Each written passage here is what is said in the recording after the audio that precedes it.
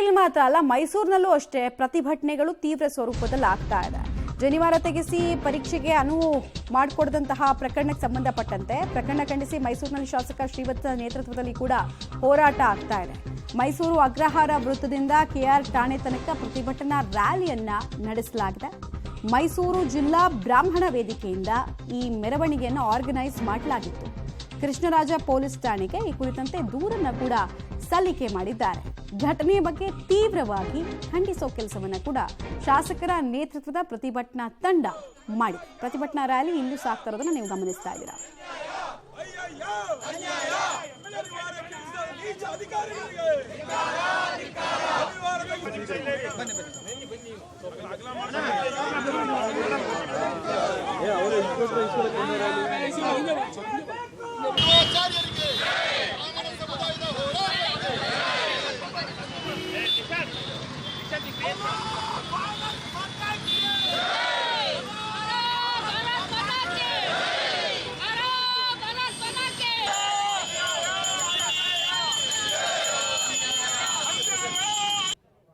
ಏನು ಮೊನ್ನೆ ಶಿವಮೊಗ್ಗದಲ್ಲಿ ಮತ್ತು ಗುಲ್ಬರ್ಗಾದಲ್ಲಿ ಏನು CET ಪರೀಕ್ಷೆಯನ್ನು ಬರೆಯಕ್ಕೆ ಹೋದಂಥ ಬ್ರಾಹ್ಮಣ ವಿದ್ಯಾರ್ಥಿಗಳ ಜಾನುವಾರವನ್ನು ತೆಗೆಸಿ ತುಂಡು ಮಾಡಿ ಅದನ್ನು ರಸ್ತೆಗೆ ಬಿಸಾಕಿದ ಪ್ರಕರಣಕ್ಕೆ ಸಂಬಂಧಿಸಿದಂಗೆ ನಾವು ಇವತ್ತು ಮೈಸೂರಿನಲ್ಲಿ ಪ್ರತಿಭಟನೆಯನ್ನು ಮಾಡಿ ಅದಕ್ಕೆ ಸಂಬಂಧಿಸಿದಂಗೆ ಕೃಷ್ಣರಾಜ ಪೊಲೀಸ್ ಠಾಣೆಯ ವ್ಯಾಪ್ತಿಯ ಒಳಗೆ ದೂರನ್ನು ದಾಖಲಿಸಿದ್ದೀವಿ. ಬಂಧುಗಳೇ, ನಮ್ಮ ಜನಿವಾರ ಅನ್ನುವಂಥದ್ದು ನಮಗೆ ಪವಿತ್ರವಾದಂಥ ಅದು ನಮ್ಮ ಯಜ್ಞೋಪವೀತ ಅಂತ ಹೇಳ್ತೀವಿ.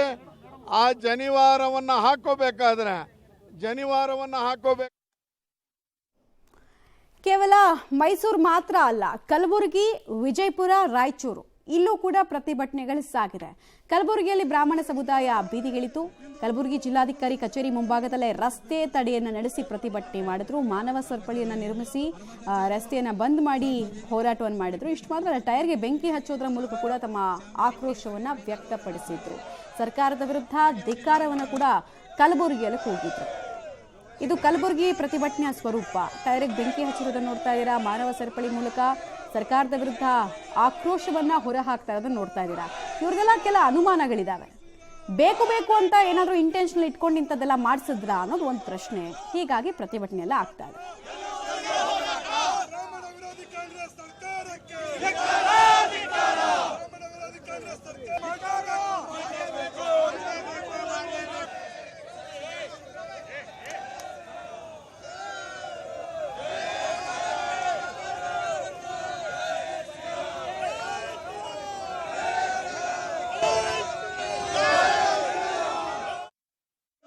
ಮಾಡ್ಕೋತೀನಿ ಅಂತ ಹೇಳಿ ತೆಗೆದಾಕ್ತೀನಿ ಅಂತೀರಿ. ಸುಸೈಡ್ ಮಾಡ್ಕೊಲಿಕ್ಕೆ ಏನದಲ್ಲ, ಅದೇನದ, ನೀವು ಟೈ ಕಟ್ಕೋತೀರಿ, ನೀವು ಟೈ ಬೆಲ್ಟ್ ಕಟ್ಕೊಂಡು ನೀವು ಆಫೀಸ್ಗೆ ಹೋದ, ನೀವು ಆ ಚೇಂಬರ್ದಾಗ ಕೂತ್ ನೀವು ಸಾಯಲ್ಲ ಅಂತ ಏನು ಗ್ಯಾರಂಟಿ ಅದ? ಹಂಗಂದ್ರೆ ನೀವು ಎಲ್ಲಾನು ಬಿಚ್ಚು ಬರ್ರಲ್ಲಿ. ಇದು ಸರಿಯಲ್ಲ. ಇದು ಮಿತಿ ಮೀರಿದ್ರೆ ಇದು ನಮಗೆ ಮದುವೆ ಮಾಡಿ ಶುಭ ಕಾರ್ಯ ಮಾಡೋದು ಗೊತ್ತದ, ನಿಮಗೆ ಎತ್ತಿ ಪಿಂಡ ಇಡೋದು ಗೊತ್ತದ. ಮಾಡ್ತೀರೋ ಪಿಂಡ ತಯಾರಿದ್ದೀವಿ. ಇದು ಎಚ್ಚರಿಕೆ ಅಂತ ತಿಳ್ಕೋರಿ. ಇದು ಪದೇ ಮಾಡ್ಲಿಕ್ಕೆ ತರ ಇದು ಸರಿಯಲ್ಲ. ಇದು ಜನಿವಾರಕ್ಕೆ ತುಳಿದು ಮತ್ತು ಸನ್ನಿವೇಶ ಚಿತ್ರೀಕರಣ ಮಾಡ್ತೀರಿ. ಈಗ ಜನಿವಾರ ಕೈನೇ ಹಾಕ್ತೀರಂತಂದ್ರೆ ಇದು ಅತಿಯಾಗದು. ಇದು ಸರ್ಕಾರಕ್ಕೆ, ಅಧಿಕಾರಿಗಳಿಗೆ ಏನದಲ್ಲ. ವಿಜಯಪುರದಲ್ಲೂ ಇದೇ ಕತೆ. ವಿಜಯಪುರದಲ್ಲೂ ವಿವಿಧ ಬ್ರಾಹ್ಮಣ ಸಮಾಜದಿಂದ ಪ್ರತಿಭಟನೆಗಳಾಗ್ತದೆ. DC ಕಚೇರಿ ಎದುರೇ ಬಂದು ಪ್ರತಿಭಟನೆಯನ್ನ ಎಲ್ಲರೂ ಮಾಡ್ತಾ ಇದ್ದಾರೆ. ನೋಡಿ, ಒಂದು ರೂಲ್ಸ್ ಮಾಡ್ತೀರಾ ಅಂದ್ರೆ ಅದ್ರ ಉದ್ದೇಶ ಕ್ಲಿಯರ್ ಇರಬೇಕು, ಉದ್ದೇಶ ಸ್ಪಷ್ಟ ಇರಬೇಕು. ಯಾವುದೇ ಕಾನೂನು ಮಾಡಿದ್ರೂ ಉದ್ದೇಶ ಸ್ಪಷ್ಟ ಇರಬೇಕು. ನೀವು ಮೊನ್ನೆ ಮಾಡಿದಂತಹ ಕಾನೂನು ಅಲ್ಲಿ ಏನು ಉದ್ದೇಶ ಇಟ್ಕೊಂಡು ಮಾಡಿದ್ದು ಅದನ್ನೇ ಅವರೆಲ್ಲ ಪ್ರಶ್ನೆ ಕೇಳ್ತಾ ಇರೋದು. ನಿಮ್ಮ ಉದ್ದೇಶದ ಹಿಂದೆ ಹಲವು ಅನುಮಾನಗಳಿದೆ, ಇದನ್ನು ಸಹಿಸಿಕೊಳ್ಳಲ್ಲ ಸಮುದಾಯ ಅಂತ ಅಂತಿದ್ದಾರೆ. ನಾನು ಅದೇ ಮಾಡತ್ತೀನಿ.